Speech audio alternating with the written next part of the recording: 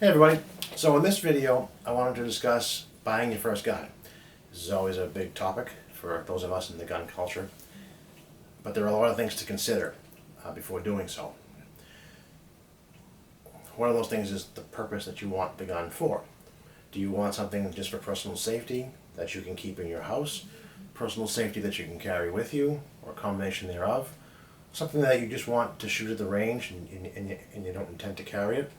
Or maybe something for competition shooting, or something for all of the above. You could, I suppose, get a gun that could be used for all of the above, or multiple guns that are specifically designed for one application. Also, you want to consider too is what type of action you'd want to get.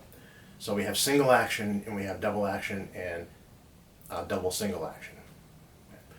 So a single action gun is one where when you press the trigger, the only thing that happens is it drops the hammer forward. So the hammer has to be back. But a single action gun has to have an external hammer.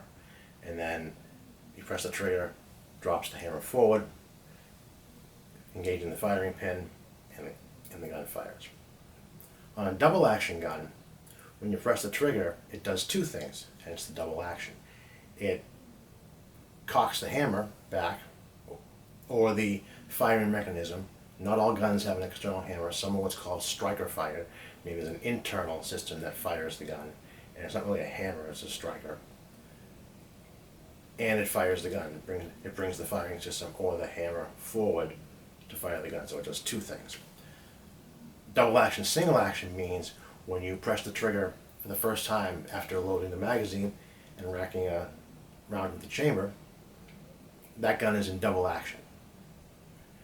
Then every round after that until the magazine has been spent is in single action. Some people prefer, when they're carrying, to use a single action gun. Some prefer to use double action. Some prefer to use double single. It's really a matter of preference. There are pros and cons to all of them. For example, for a double action gun, those guns typically have a tighter trigger pull because it's doing two things. But there's no external hammer, so the hammer can't get snagged when you're going to grab it on your clothes or anywhere else on your body. Some people feel more comfortable. For a single action gun, the hammer usually is carried back and the safety engaged. You must engage the safety, because when that hammer is back, any pressing of the trigger, it's going to come forward unless that safety is engaged. You can carry a single action gun in multiple ways. That is one way. You can also carry it with a round in the chamber and the hammer forward. You can ease the hammer forward after you've racked it round in the chamber. Keep the gun in a safe direction, pointed in a safe direction, and you would ease the hammer forward. Now, this isn't something I would recommend somebody that doesn't have experience doing. So that's something you want to take into consideration. You can also carry a single action gun without a round in the chamber. You can carry any gun without a round in the chamber, because no matter how you slice it, with a single action gun, you have to do something before you can fire. You either have to disengage the safety, or rack around in the chamber, or cock the hammer back. So you can consider those advantages or disadvantages. It depends on how you look at it. With a double action gun that doesn't necessarily have a hammer, you can keep it around in the chamber and a thumb safety engaged. Some single action guns, like the one I have here, and we are inspecting, even though the slide is open, we're keeping it in a safe direction. We're inspecting, finger, we're okay. This gun, as you can see, has a grip safety right here. So this safety has to be depressed in order for the gun to fire. You have to depress that safety. If you don't, the gun won't fire.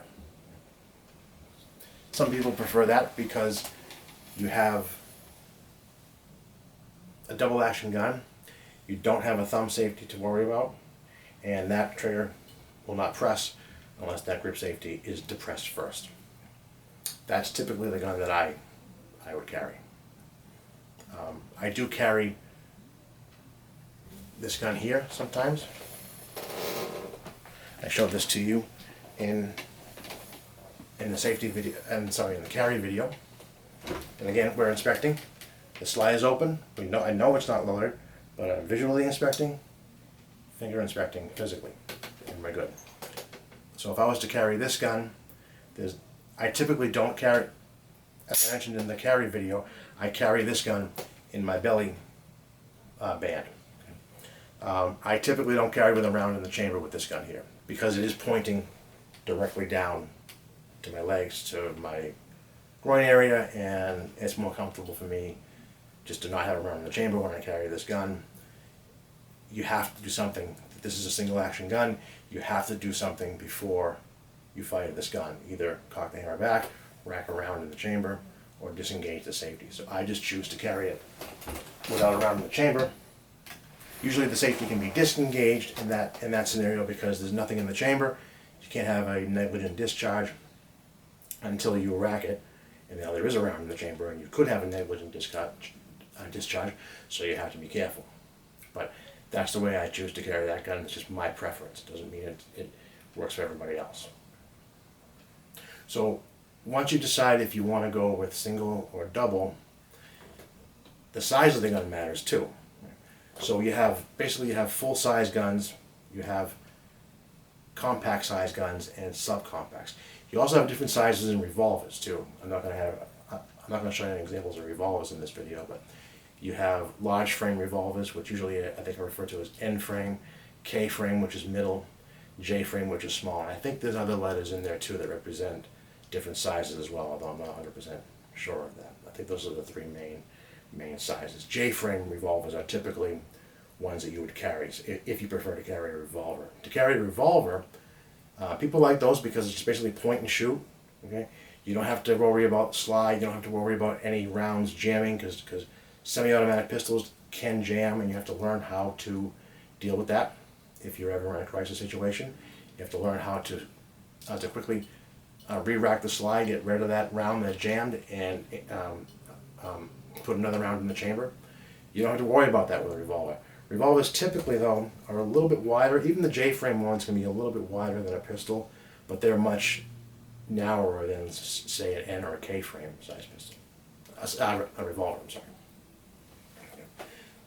So you can choose to carry a revolver if that works for you as well.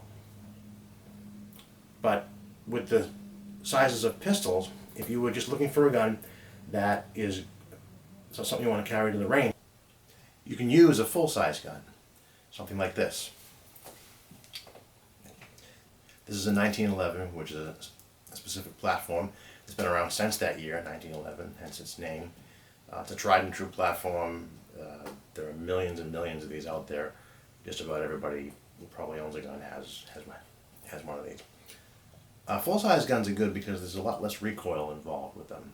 Especially a gun like this. This is an all-steel frame. The only part of it that's not steel is the wood grips, obviously. But that doesn't mean your only choice when you're going to the range, obviously, is a full-size gun. You can use any gun you want. As a matter of fact, you should be familiar with every gun you own, whether it's a carry-size gun, a gun that you only take to the range, or just a home defense gun, whatever it is. You should be familiar with everything that you own. Know how it shoots, get comfortable with it. Some people do carry these. I don't carry this gun, I just take it to the range. They make smaller versions of these guns. This is a 5-inch barrel here, which is called the government size. They make them in 4 1/4, which is called commander size. And they also make them in, I think, a 3-inch barrel, which is called the officer's model. Typically the officer's model, it's obviously a lot lighter. That's the 1911. If you were going to carry this style of gun, would be the most suited for carry. It's still kind of heavy. I mean, they're all heavier than your normal gun because of the amount of steel in them. But again, great gun, great to shoot, very comfortable.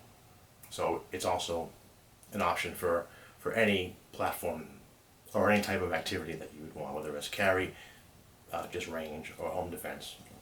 So then we have this gun, again, inspecting, we're good. This would be a compact size gun, next size down. It's got, I think it's a 4 1/4 inch barrel, a little bit smaller. You could carry this, it does have some size to it. I typically only use this at the range, even though it's a polymer gun, which is a gun that's made up of both steel and some sort of a hard plastic. As you can see, this frame here on the bottom is all plastic. Most of the weight in this gun is in the slide. If I was to take this slide off, this frame is very light. So this gun is a gun that can be used to carry if you don't mind carrying something a little bit larger than a subcompact gun. Then you have the subcompact guns,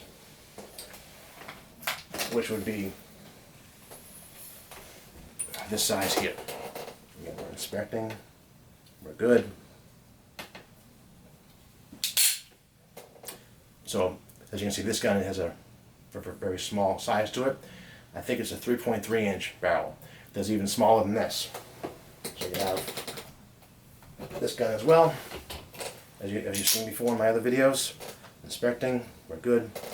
This is only like I think it's a 2.5 inch barrel.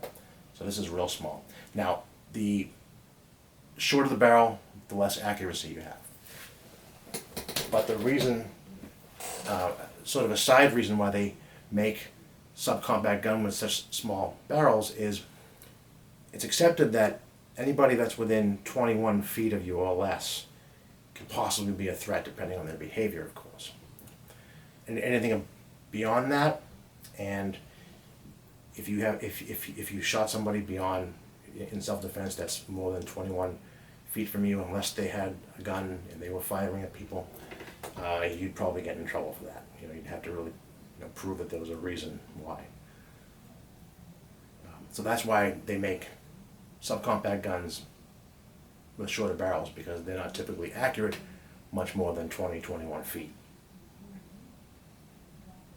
So you'd have to decide, which gun works for you for your first gun. When I got my first gun, it was a .22 caliber pistol. Okay? Small gun. I think it had a 4.25 inch barrel. I still have it. I wanted something with low recoil to get used to going to the range and firing a gun before I even bought anything else, before I even considered carrying, before I did anything, because I wanted to get experience with a firearm first. So I went with that gun first. And that was a very smart move, and I would strongly encourage anybody who's never fired a gun before to first get a .22 when they decide to get one, and get experience with that first. If you're shooting with somebody and you've never shot before and they give you anything beyond a .22, I would question whether or not you should be going to the range with that person. I just don't see the point in handing somebody a gun more powerful than a .22 when it's the first time they've ever shot. So that concludes this video. If you have any questions, comments, or suggestions, info@gunsinchairs.com.